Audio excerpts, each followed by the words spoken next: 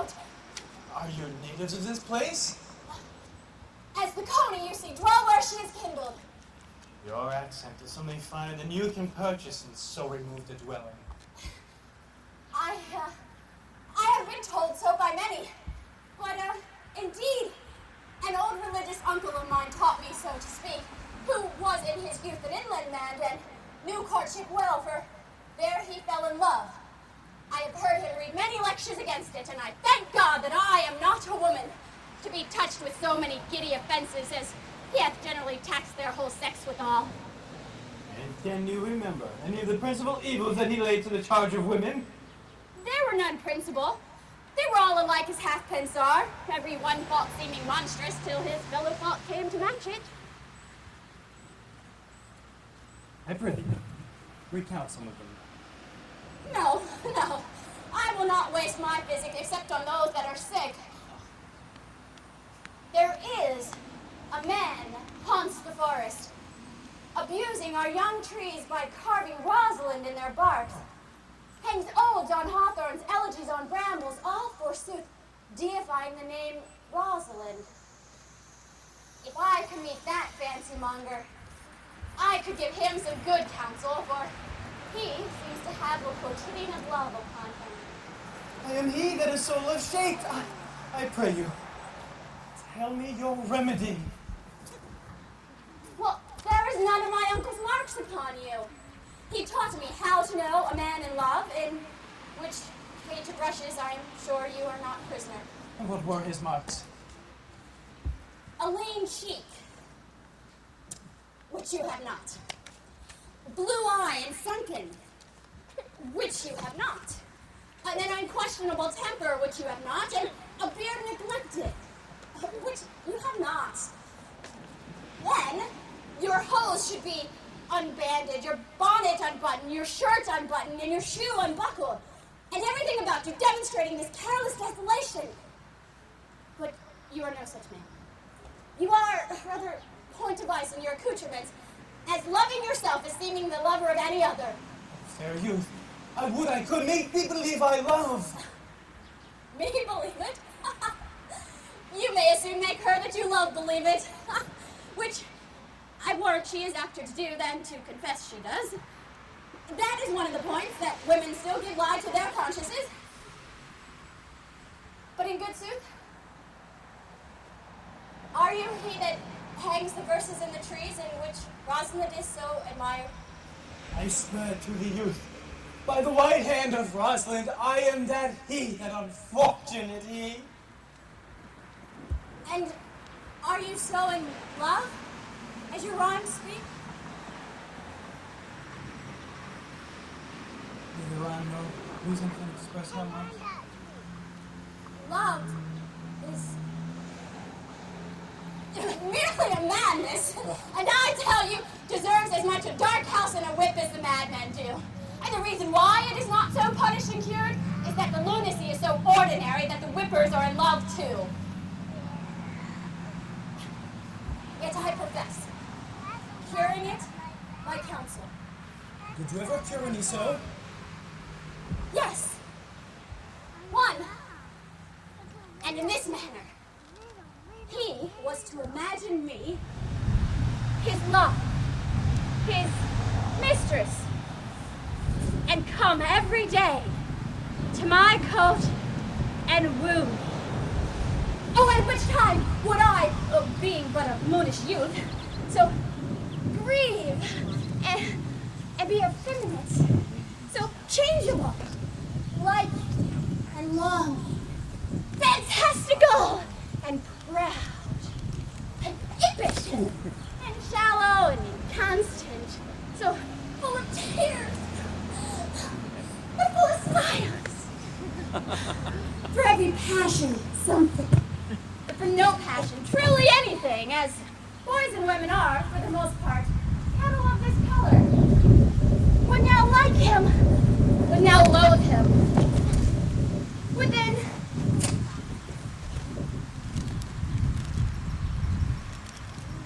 entertain him, and then forswear him, would now wait for him, and then spit at him, till I drain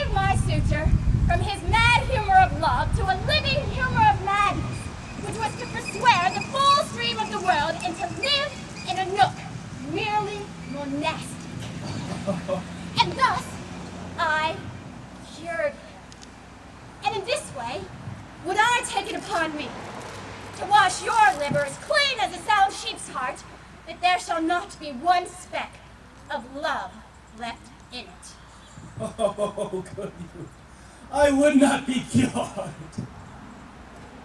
I would cure you if you would but call me Rosalind and come every day to my coat and woo me. Now, by the faith of my love,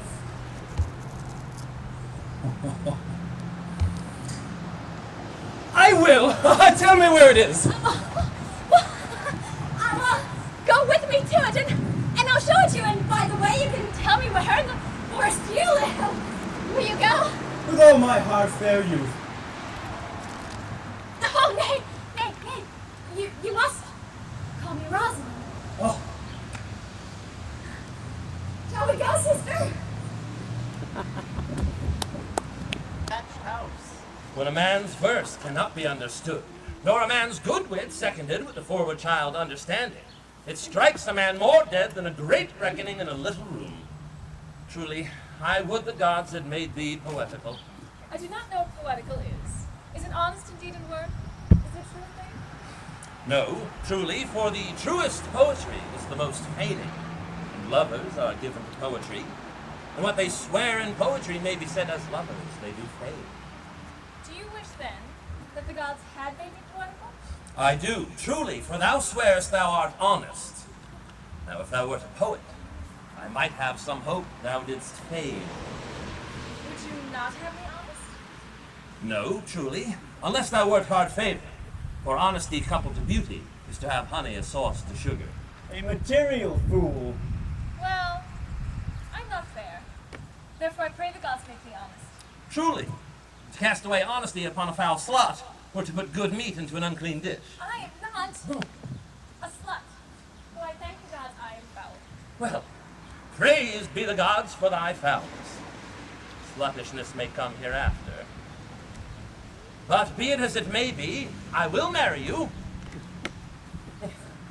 And to that end, I have been with Sir Oliver Martex, the vicar in the next village, who have promised to meet me in this place of the forest and to couple us. I would fain see this meeting. But the gods give us joy. Amen. A man may, if he were of a fearful heart, stagger in this attempt. For here we have no temple but the wood, no assembly but horned beasts. But what though? Courage. As horns are odious, they are necessary. It is said, many a man knows no end of his goods. Right, many a man has good horns and knows no end of them. Well, that is the dowry of his wife, just none of his own getting. Horns, even so. Poor men alone? No, the noblest deer hath them as huge as the rascal. Is the single man therefore blessed?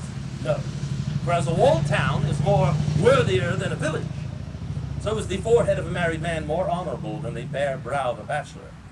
And by how much defense is better than no skill, by so much as a horn more precious than to want. Here comes Sir Oliver. Sir Oliver Mars, yes, you are well met. Will you dispatch us here under this tree, or shall we go with you to your chapel?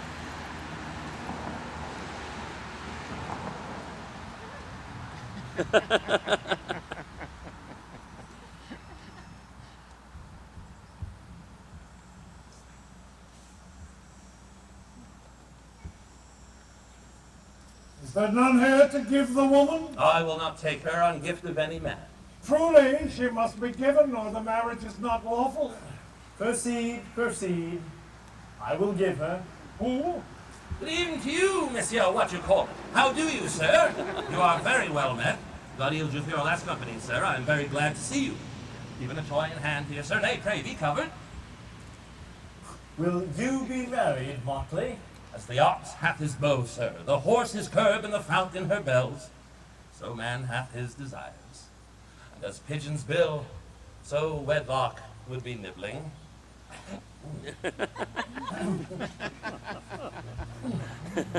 And will you, as a man of your stature, be married like a beggar under a bush? Find thee a church, and get a good priest that knows what marriage is.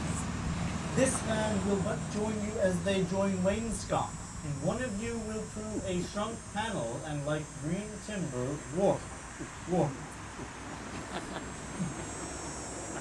I am not of the mind, but I were better to be married of him than of another, for he is not like to marry me well. And being not well married, it will be good excuse hereafter to leave my wife. Come with me, and let me give thee counsel. Come, sweet Audrey, we must be married, or we must live in bawdry. Farewell, good Master Oliver. Not, oh sweet Oliver, oh brave Oliver, leave me not behind thee. But wind away, begone, I say, I will not to wedding with thee.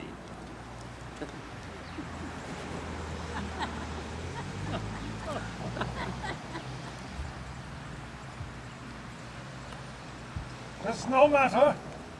Ne'er a fantastical knave of them all shall flout me out of my calling.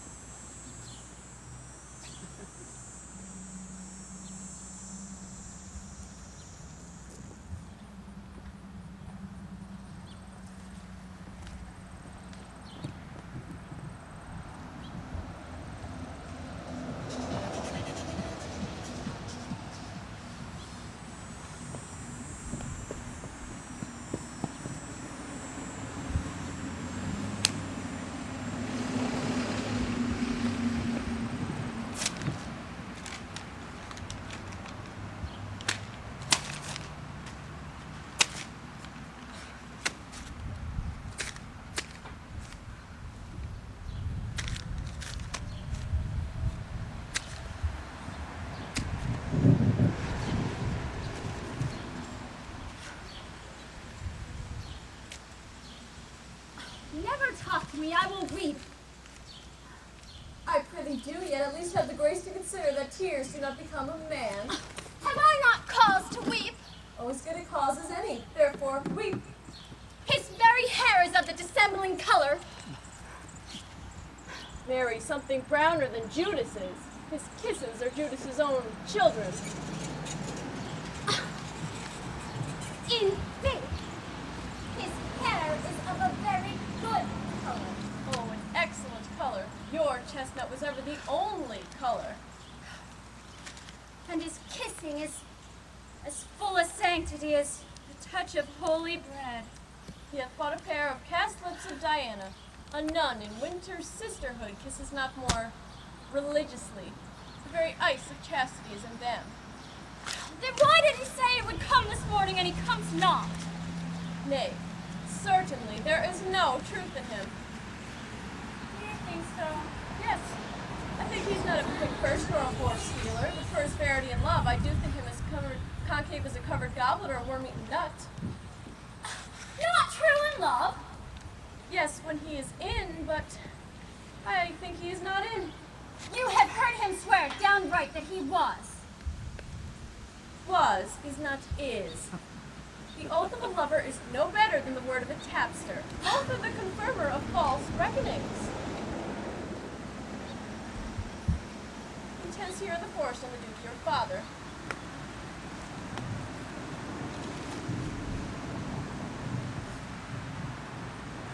I met with the Duke yesterday and had much question with him. He asked me what parentage I was. I told him as good as he, and he laughed and he let me go. Oh, but what talk we of fathers when there is such a man as Orlando? Oh, that's a brave man. Says brave words, writes brave verses, swears brave oaths, and breaks them bravely, quite traverse, athwart the heart of his lover, as a puny tilter spurs his horse, but all on one side. Like a noble goose, but all's noble that youth mounts and folly guides. Mistress and master, you oft inquired after the shepherd that you saw by me and turf. complaining of his love, the proud, disdainful shepherdess that was his mistress. Well, and what of him? If you would see a pageant truly played between the pale complexion of love and the red glow of scorn and proud disdain, go hence a little, and I will conduct you if you will mark it. Come, let us remove. The sight of lovers feedeth those in love. Bring us to this sight, and you'll see I'll prove a busy actor in their play.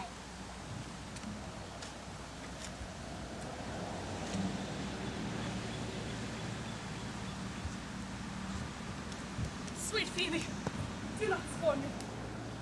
Do not, Phoebe, say that you love me, but say not so in bitterness. The common executioner whose heart the accustomed sight of death makes hard, falls not the axe upon the humble neck, but first makes pardon. Will you sterner be than he that dies and lives by bloody drops? I would not be thy executioner. I fly thee, for I would not injure thee. Thou sayest there is murder in my eye.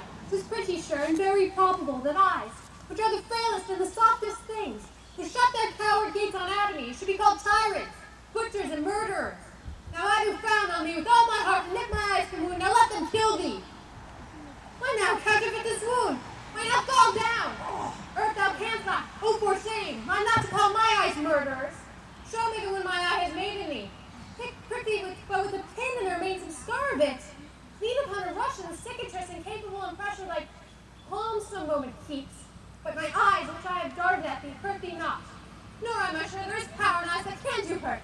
Oh, dear Phoebe, if ever as that heaven may be near you find in some fresh cheek the power of fancy, then shall you know the wounds invisible that love's keen arrows make. Oh, until that time come not thou near me. And when that time comes, pity me not, afflict me with thy mocks, as till that time I shall not pity thee. And why, I pray you? Who might your poor mother be that you exalt, and call it once over the wretched? What though you have no beauty, as by my eyes I see no more in you than without candle go dark to bed, must you therefore be proud and pitiless? What means this? Why do you look so upon me? Odds my little will. I think she means to tangle my eyes too. No. Good, proud mistress. Hope not after it. 'Tis not your inky brows, or your black silk hair, your cheeks supreme, or your bugle eyeballs that can contain my spirits to your worship. And you, foolish shepherd, wherefore do you follow her like foggy south puffing with wind and rain? You are 1,000 times a properer man than she a woman. 'Tis fools like you that fill the world with ill-favored children. 'Tis not her glass, but you that flatter her, and out of it she sees herself more proper than any of her lineaments can bear her. But mistress, know yourself, and down on your knees, thank heaven fasting for a good man's love. For I must tell you, friendly, in your ear, sell while you can. You are not for all markets. Cry the man mercy. Love him. Take his offer. Foul is most foul, being foul to be a scoffer. So, shepherd, take her to thee. Fare you well. Sweet dear, I pray you chide here together. I'd rather hear you chide than this man will. He's fallen in love with your foulness, and she'll fall in love with my anger. That be so, then, as soon as she answers thee with saucing bitter words, I'll sauce her with bitter words. Why do you look so upon me? For no ill will I bear you. I pray you, do not fall in love with me, for I am falser than vows made in wine. Oh! And besides, I like you not. Oh, if you must know my house, 'tis at the top of olives here hard by. Shepherd, ply her work. Shall we go? Shepherdess, look on him better, and be not so proud. Though all the world could see, none could be so abused in sight as he. Come to our talk.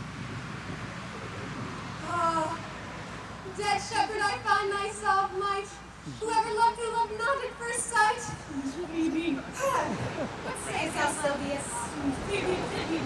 Why, I'm sorry for the gentle Silvius. And sorrow is relief with me. If you do sorrow at my grief and love, by giving love your sorrow and my grief will both exterminate. Thou hast my love, is not that, David? I would have you. But never covetousness. Time was, Silvius, that I hated thee. And yet 'tis not that I bear thee love, but rather that thou canst talk of love so well, like company, which erst was irksome to me. I will now endure, and I'll employ thee too. But look for no further recompense than thine own gladness that thou art employed. So holy and so perfect is my love, and I in such a poverty of grace that I should think it a most plenteous crop to glean the broken ears after the man the main harvest reaps. Loose now and then a scattered smile, and that I'll live upon. Knowest thou the youth that spoke to me erewhile? Not very well, but I have met him oft, and he hath bought the cottage in the bounds the old Carlin was once master of. Think not I love him, though I ask for him. 'Tis but a peevish boy. And yet, he talks well. But what care I for words? Yet words do well, when he that speaks them pleases those that hear. 'Tis a pretty youth. Well, not very pretty, but sure he's proud. And yet his pride becomes him, will make a proper man. The best thing in him was his complexion, which faster than his tongue did make offense, his eye did heal it up. He is not very tall, but for his years he's tall. His leg is but so-so, yet 'tis well. There was a pretty redness in his lip, a little riper or more lusty red than that mixed in his cheek. 'Twas just the difference betwixt the constant red and mingled damask. There be some women, Silvius, had they marked him out in parcels as I did, would have gone near to fall in love with him. But for my part I love him not, nor hate him not. And yet I have more cause to hate him than to love him. For what had he to do to chide at me? He said my eyes were black, and my hair black. Now I'm remembered scorned at me. I marvel why I answer not again. If that's all one, omins is no quittance. I'll write him a very taunting letter. And now, Silvius, thou shalt bear it. Wilt thou? Phoebe with all my heart. I'll write it straight. The matter's in my head and in my heart. I will be bitter with him and passing short. Go with me, Silvius.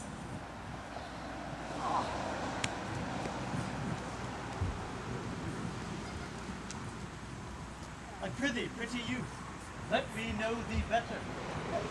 They say you are a melancholy fellow. I am so. I do love it better than laughing. Well, those that are in extremity of either are abominable fellows and betray themselves to every modern censor worse than drunkards. Why, 'tis good to be sad and say nothing. Why then, 'tis good to be a post. I have neither the scholar's melancholy, which is emulation, nor the musician's, which is fantastical, nor the courtier's, which is proud, nor the soldier's, which is ambitious, nor the lawyer's, which is politic, nor the lady's, which is nice, nor the lover's, which is all of these, but a melancholy of mine own, compounded of many simples, extracted from many parts. Indeed, the sundry contemplation of my travels, the often rumination of which wraps me in a most humorous sadness. A trap. Why then, by my reason, you have great reason to be sad. I fear you have sold your own lands to see other men's. Then to have seen much and to have nothing, to have rich eyes and poor hands. Why, I have gained my experience. And your experience makes you sad. I had rather have a fool to make me merry than experience to make me sad, and to travel for it too. Good day and happiness, dear Rosalind. Nay, nay, nay, God be with you, and you speak in blank verse. Oh, farewell, Monsieur Traveler. Look your lisp and wear strange suits.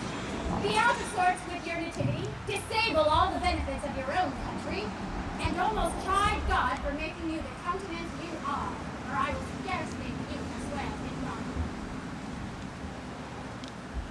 How now, Orlando.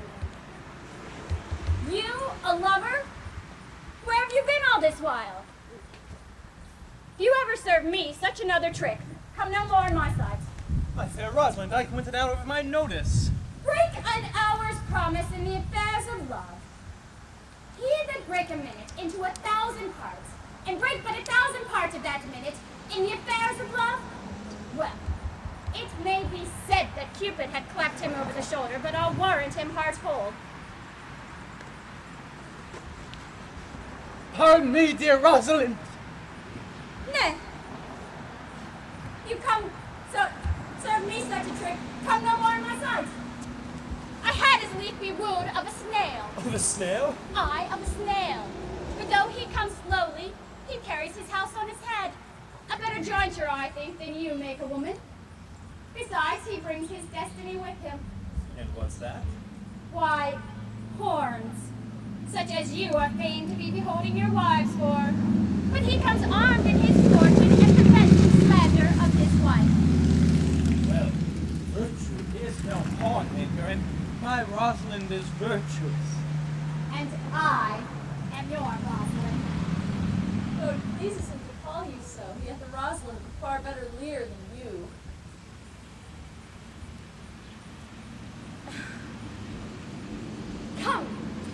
Come, woo me. Woo me, for now I am in holiday humor. What would you say to me now, if I were your very, very Rosalind? Well, then I would kiss before I spoke. Oh, nay! Nay!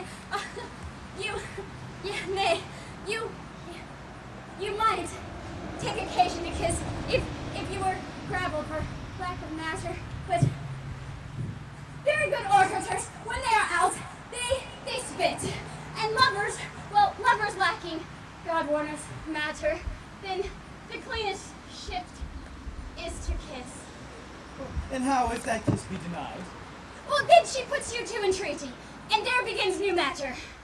Well, who could be out but be before his beloved mistress? Why, that would be you, if I were your mistress. Or else I would think my honesty ranker than my wit. Oh, what of my suit? Well, not out of your apparel, but out of your suit. Am I not your Rosalind? I would take some joy to see you are, because I would be thinking of her. Well then, in her person, I say, I will not have you. Then in mine own person, I die. Oh, faith, die by attorney. This poor world is almost 6,000 years old, and in all that time, not one man in his own person ever died in a love cause. Troilus had his brains dashed in by a Grecian club, but did what he could to die before, and he is one of the patterns of love. Leander, he would have lived many a fair year, though hero had turned none, if it had not been for a hot midsummer night. For, good youth, he went but forth to wash himself in the Hellespont, and being taken by a cramp, was drowned. In the foolish chronicles of that age, that found it was Hero of Sestos. But these are all lies. Men have died from time to time, and the worms have eaten them, but not for love. I would not have my right Rosalind at this mind, for I protest her frown might kill me. Oh, by this hand, it would not hurt a fly. Oh, but come, now I will be your Rosalind in a more coming-on disposition, and ask me what you will, I will grant it. And love me, Rosalind. Yes, will I, Fridays, Saturdays, and all. And wilt thou have me? I and 20 such. What sayest thou? Well, are you not good? I hope so. Well, can one desire too much of a good thing? Come, sister, come. You shall be the priest and marry us. Give me your hand, Orlando. I pray thee, marry us. I cannot say the words. You must say, will you, Orlando? Go to. Will you, Orlando, take to wife this Rosalind? I will. Then you must say, I take thee, Rosalind, for wife. I take thee, Rosalind, for wife. Well, I might ask for your commission, but I do take the Orlando for husband. Oh, there's a girl goes before the priest, and a woman's thoughts do run before her actions. Oh, so do all thoughts. They are winged. Now tell me, how long would you have her after you possessed her? Forever and a day. Oh, say the day without the ever. No, Orlando. So, men are April when they woo, and December when they are wed. Maids are May when they are maids, but the sky changes after they are wives. I will be more jealous of you than a Barbary cock pigeon over his hen. More clamorous than a parrot against the rain. More newfangled than an ape, more giddy in my desires than a monkey. I will weep like Diana in the fountain, and that's when you are disposed to be merry. I will laugh like a hyena, and that's when you are inclined to sleep. But will my Rosalind do so? Aye, by my life, she will do as I do. Oh, but she is wise. Or else she would not have the wit to do so. The wiser, the waywarder. Make the door shut on a woman's wit, and we'll out at the casement. Shut that, and we'll out at the keyhole. Stop that, and we'll fly with the smoke out the chimney.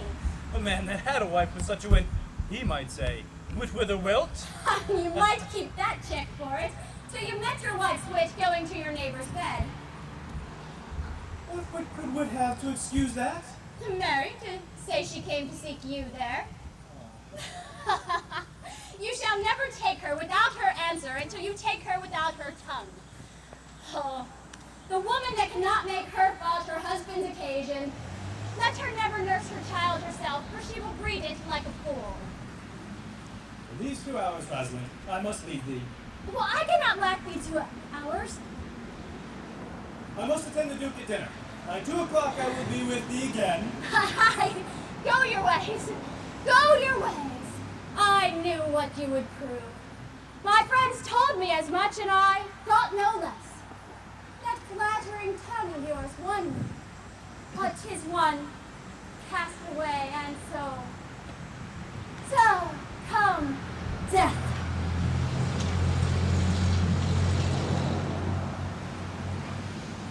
Two o'clock is your hour. Aye, sweet Rosalind. By my troth, and in good earnest, and so God mend me, and by all pretty oaths that are not dangerous, if you come 1 minute behind your hour, break 1 jot of your promise, I shall think you the most pathetical break promise, the most hollow lover, and the most unworthy of her you call Rosalind that can be chosen out of the gross band of the unfaithful. Therefore, beware my censor, and keep your promise. With no less religion than if thou wert indeed my Rosalind, and therefore, adieu.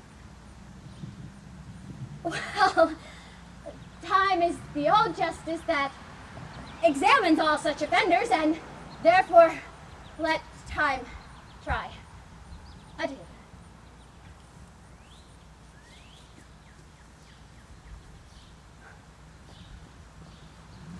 You have simply misused our sex in your love prate. We must have your doublet and hose plucked over your head so that it will be revealed to all what the bird hath done to her own nest. Oh, Cuz, my pretty little Cuz, if thou dost know how many fathoms deep I am in love, but it cannot be sounded. My love hath an unknown bottom, like the Bay of Portugal. Or rather, bottomless, for as fast as you pour affection in, it runs out. No, that wicked bastard of Venus, begot of thought, conceived of spleen, born of madness, that blind, rascally boy that abuses our eyes because our own are out. Let him be the judge of how deeply I am in love. I tell thee, Eliana, I cannot be out of sight of her hand. I'll go and find a shadow and sigh until he comes. And I'll sleep.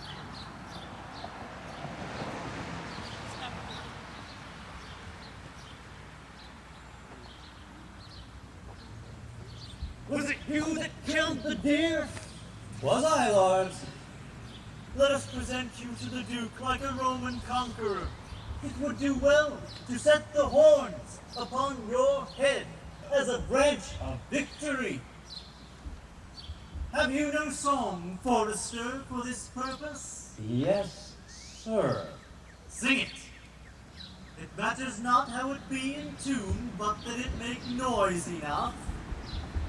What shall he have that killed the deer? His leather skin and horns to wear. Then sing him home. Take thou no scorn to wear the horn. It was a crest to thou was born. Thy father's father wore it, and thy father bore it.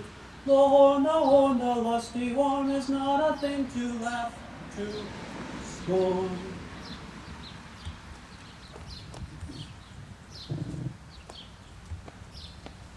How say you now? Is it not past 2 o'clock and here now much Orlando? I warned you, with pure love and a troubled brain, he hath taken his bow and arrow and gone forth to sleep. Look who comes here. My errand is to you, Fagin. My gentle Phoebe did bid me give you this. I know not the contents, but as I guess by the stern brow and waspish action which she did use as she was writing of it, it bears an angry tenor. Pardon me, I am but a guiltless messenger. Patience herself would startle at this and play the swagger. Bear this, bear all. She says that I am not fair. She calls me proud. She says that I lack manners and that she could not love me were men as rare as Phoenix. Hunt, my little Will, her love is not the hare I do hunt. Why writes she so to me? Well, Shepherd, this is a letter of your own invention. No, I protest, I know not the contents. Phoebe did write. Oh, come, Shepherd, come. You are a fool and turned into the extremity of love. I saw her hand. She has a freestone colored hand. I verily did think her own gloves were on, but 'twas her hand. She has a housewife's hand, but 'tis no matter. I say she never did invent this letter. 'Tis a man's invention and his hand. Sir, it is hers. Why, 'tis a boisterous and cruel style. A style for challengers. It defies me like Turk to Christian. Woman's gentle brain could never drop forth such giant rude invention. Such Ethiop words blacker in their effect than in their countenance. Will you hear the letter? So please you, for I never heard it yet heard too much of Phoebe's cruelty. She Phoebes me. Mark how the tyrant writes. Art thou God to shepherd turned, that a maiden's heart hath burned? Can a woman rail thus? Call you this railing? Why, thy Godhead laid apart, warst thou with a woman's heart? Did you ever hear such railing? While the eye of man did woo me, that could do no vengeance to me. Meaning me, a beast? If the scorn of your bright eye have power to raise such love in mine, alack, in me, what strange effect would they work in mild aspect? Whiles you chide me, I did love. How then might your prayers be?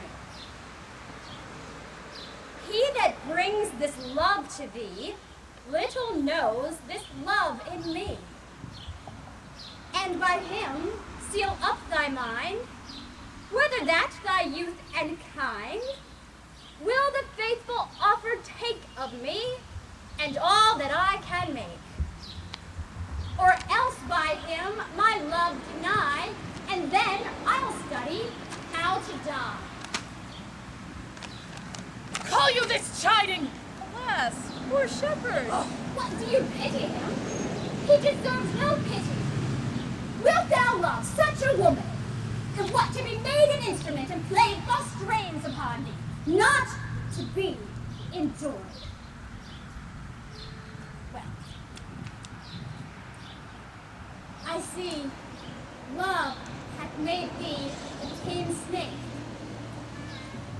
So go your way to her, and say this to her, that if she love me, I charge her to love thee. And if she will not, then I will never have her, unless thou entreat for her. If thou be a true lover, hence, and not a word.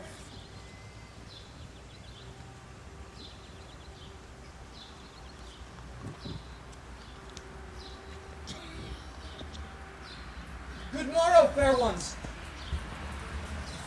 Pray you, if you know, where in the poorliest of this forest stands a sheepcote fenced about with olive trees?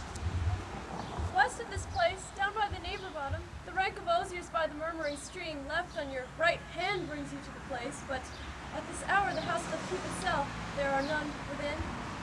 If then an eye may profit by a tongue, then should I know you by description, such garments and such years?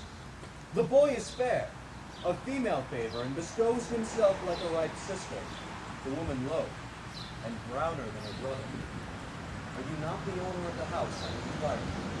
It is no boast being asked to say that we are.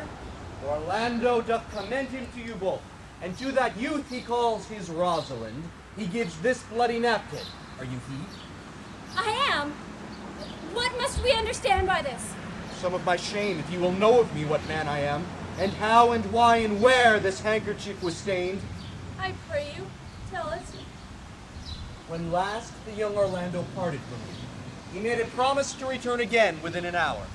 And pacing through the forest, chewing on the food of sweet and bitter fancy, lo, what befell. He cast his eye aside, and mark, what object did present itself. But an old oak, whose boughs were lost with age and high-topped bald with dry antiquity, a wretched, ragged man o'ergrown with hair lay sleeping on his back, and about his neck a green and gilded snake had wreathed itself, who with her head in nimble thread approached the opening of his mouth, but suddenly, seeing Orlando, it unlinked itself, and with intended glides did slide away under a bush, under which bush's shade a lioness, with udders drawn dry, lay couching, head on ground, watching with cat-like intent should that man stir.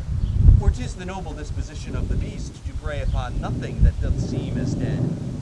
But this seen, Orlando did approach the man, and found it was his brother, his elder brother. Well, I didn't hear him speak of him before, and he did render him the most unnatural that lived once again. Why, well might he do so, for well I know he was unnatural. But to Orlando, did he leave him there food for the something hungry lioness? Twice did he turn his back and propose so,